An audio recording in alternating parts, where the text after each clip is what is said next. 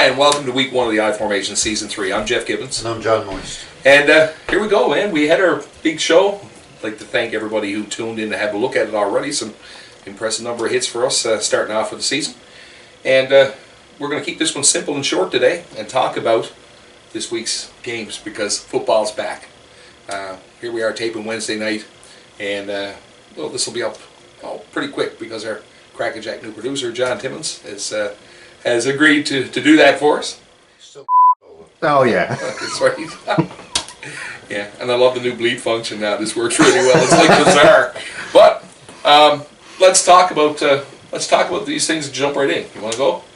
Yeah, right to the first game. It's interesting today. I called him today prior to the game or prior to the show and said, let's talk about where we are and how far apart we are. And it was remarkable. Actually, we agreed on 15 out of 16 games, which is totally out of character for us. Mm-hmm. But you'll see why we agreed on only 15 out of 16. Let's take it down through quickly. Green Bay, premier game of the week, Thursday nighter. Green Bay is in Seattle, and we're both going to see this one way. Although the Seahawks, I just don't see Green Bay going into Seattle and winning. It's really hard to beat Seattle at home. I'm not sure if they lost at home last year, did they? I can't be sure. It was. I think they were undefeated at home. Yeah, if not, it was pretty pretty close. close. Check on that one. Anyway, Seattle has the best secondary in the game and one of the best secondaries I've ever seen. I mean, we're talking about Earl Thomas and Chancellor at safeties and Maxwell and Sherman at the corners. These guys are all elite players, Pro Bowl players, and it's going to be really hard to beat them. I mean, Green Bay is a passing team, a lot of great receivers. They are going to put some points on the boards, no doubt about it. Eddie Lacy will get his on the ground. But in the end, I don't see them going into Seattle and getting enough to beat the Seahawks. They're not going to put up really big numbers. So much for brevity, but that was great analysis. Awesome. Okay, you like it? Yeah, I did, man. Yeah. Moving on, Buffalo at Chicago. We're going to see this one way. 2 words, as Ditka would say. Dog Bears. Next. Oakland is out east to meet the Jets. And as much as I'm not a Jets fan, I don't see this, and I think we both agree. I think that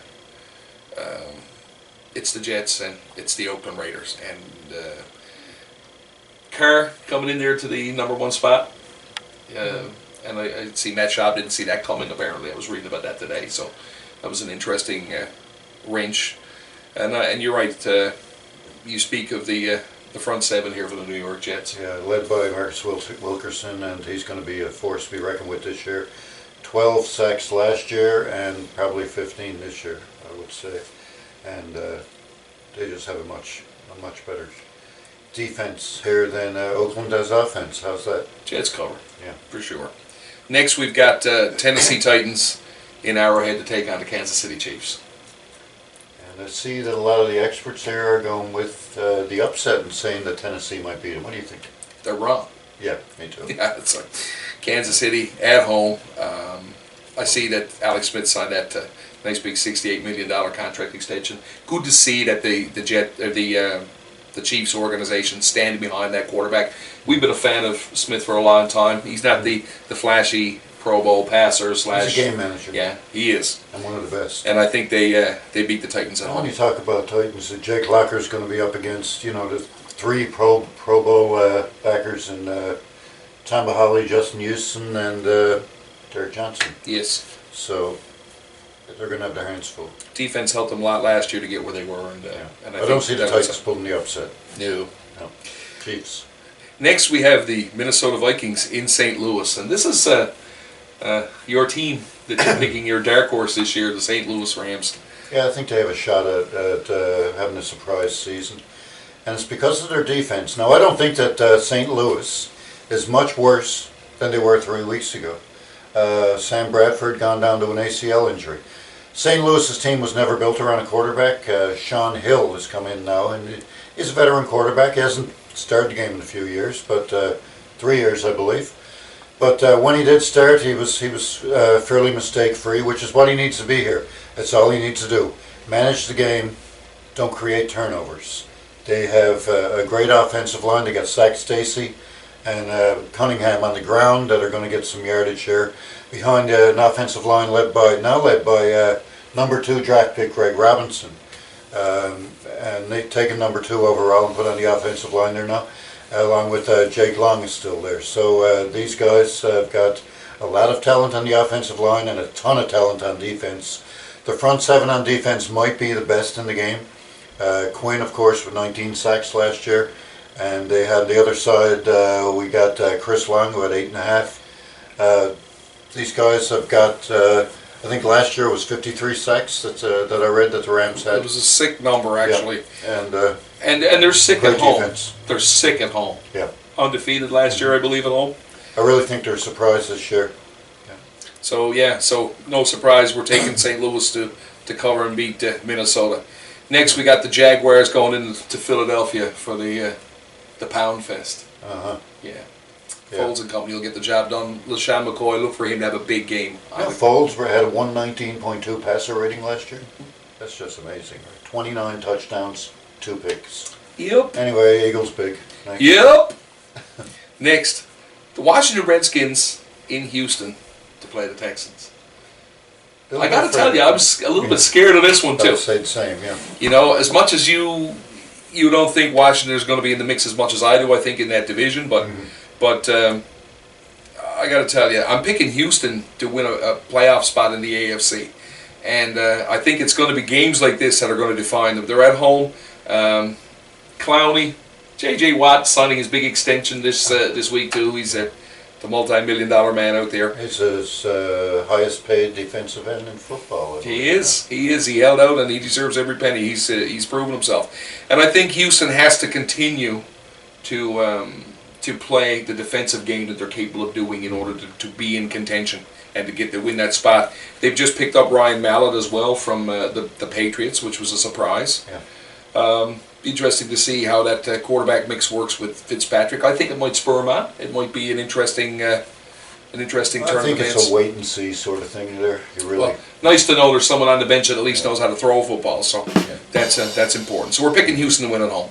Next we've got the Browns in Pittsburgh to take on the Steelers, and I think this is a big rivalry. That whole division. It's a big rivalry, but. Yeah, I don't look any further here than the quarterbacks. You got Brian Hoyer for the Browns, Ben Roethlisberger for the Steelers.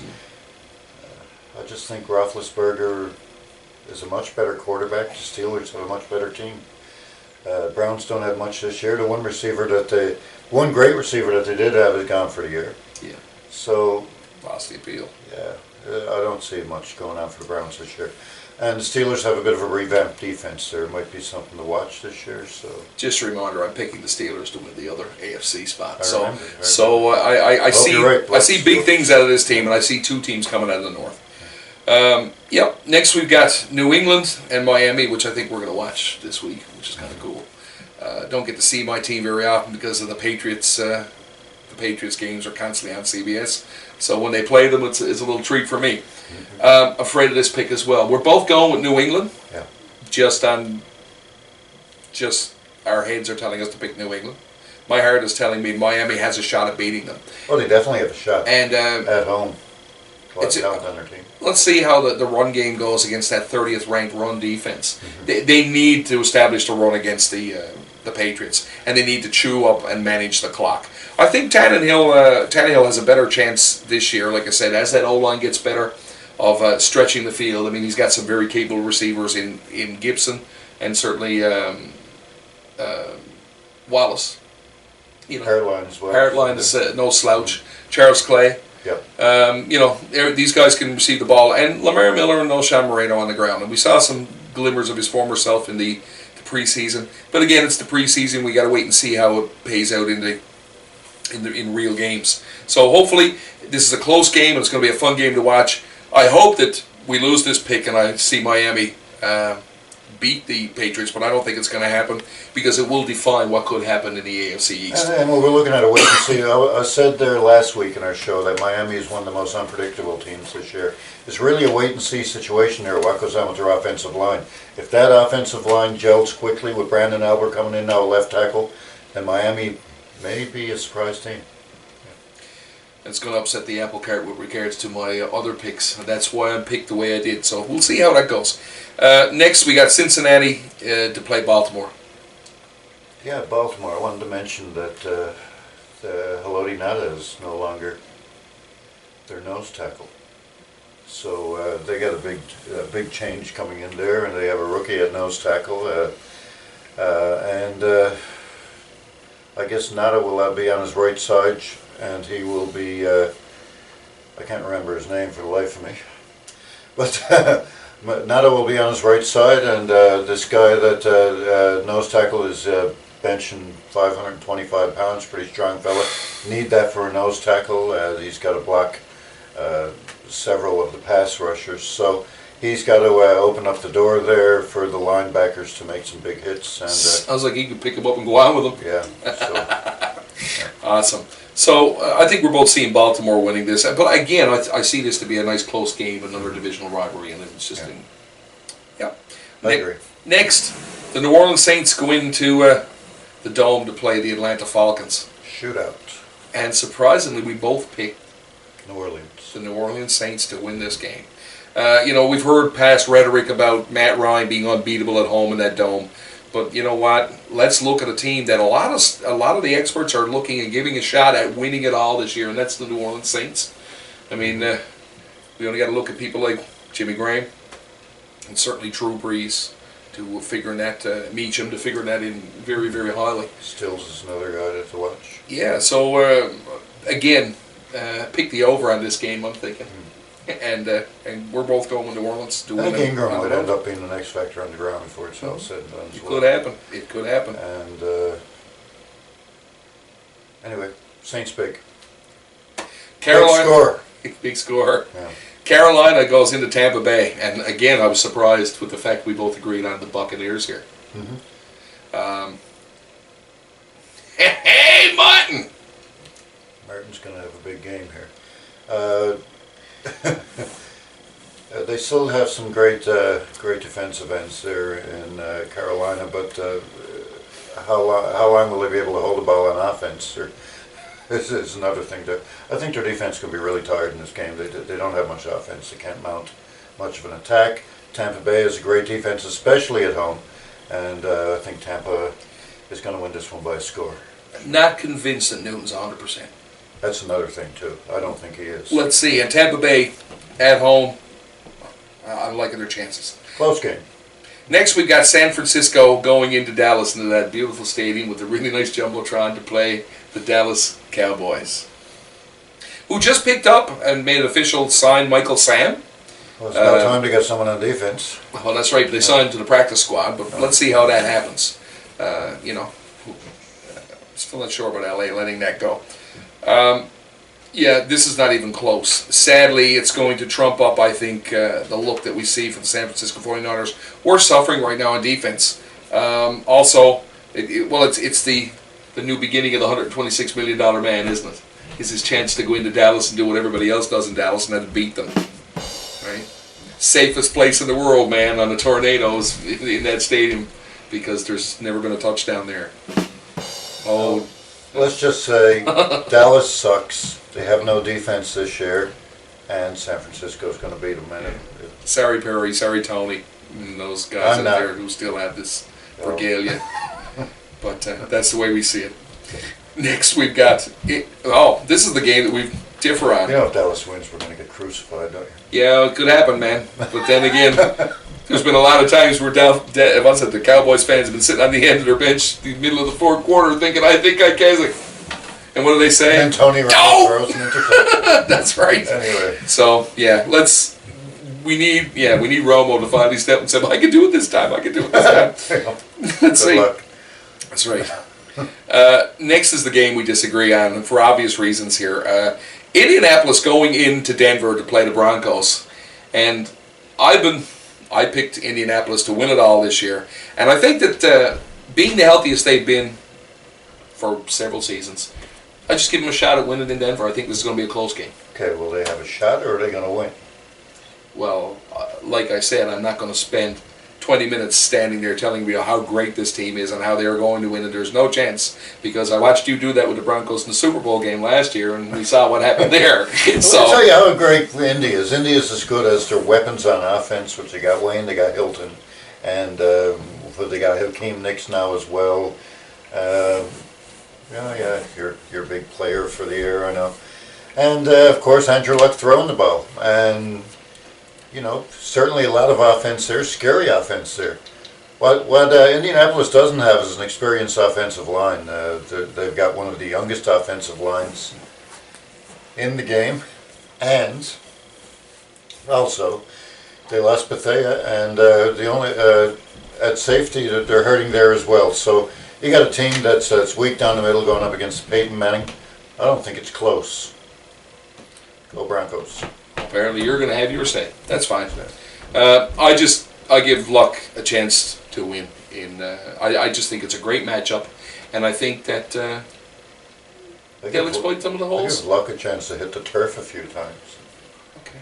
All right, now.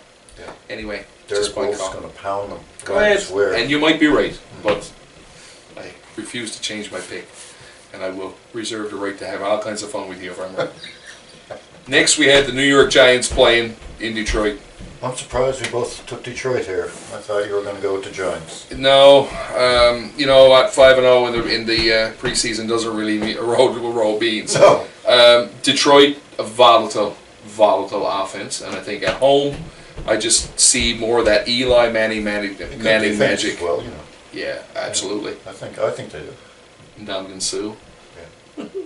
He's They've got a scary defense. Well, Tackle fellas who can bench press 500 pounds. That's right. And kick and bite people and whatever else. At the same time. Yeah, that's right. Yeah.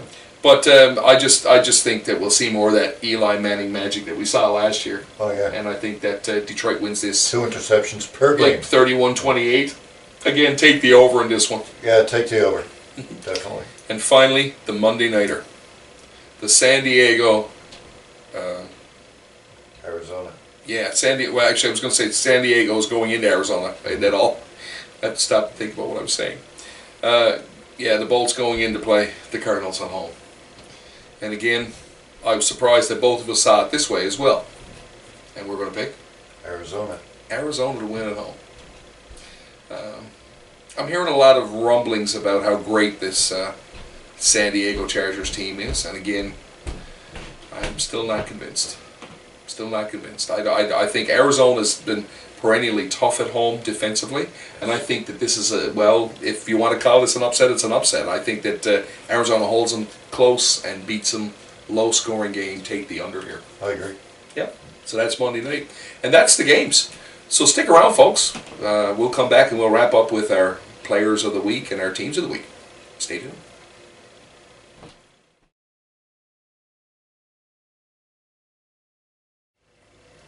Okay, now we're going to make our picks for Player of the Week and Team of the Week. Who do you think, Jeff? Well, going out on a limb is just as well as going on a limb. We've had one pick that's different this week, so I'm going to pick the Indianapolis Colts to be my Team of the Week.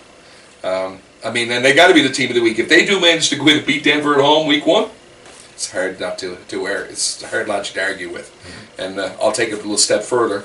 And I'm going to pick Hakeem Nicks to be the Player of the Week. Haven't really seen what he's going to be able to do, and I've been touting his usage for Andrew Luck. If he has a big game, spurts through a couple of times, gets free, a couple of quick touchdowns, he could do some real damage to that Denver Broncos. So tell me who's your pick this week? Team of the Week, I'm going to go with New Orleans Saints. They're going into Atlanta. It's going to be a shootout there, a lot of points put on the board. Atlanta has weapons, New Orleans has weapons. In the end, I think New Orleans has a little bit more defense here, and because of that, my pick for Player of the Week will be Cameron Jordan, defensive end. Awesome. Saints. Awesome. So, quick and dirty compared to our 40-minute marathon that we had last week.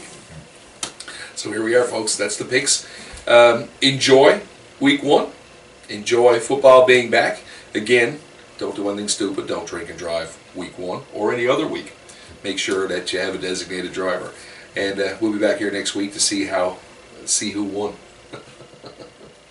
Right. Okay, so that's it for me, man. You got anything else, Dan? That's it. Okay, well then, until next week, it's good night for me. And it's good night from him. Have fun.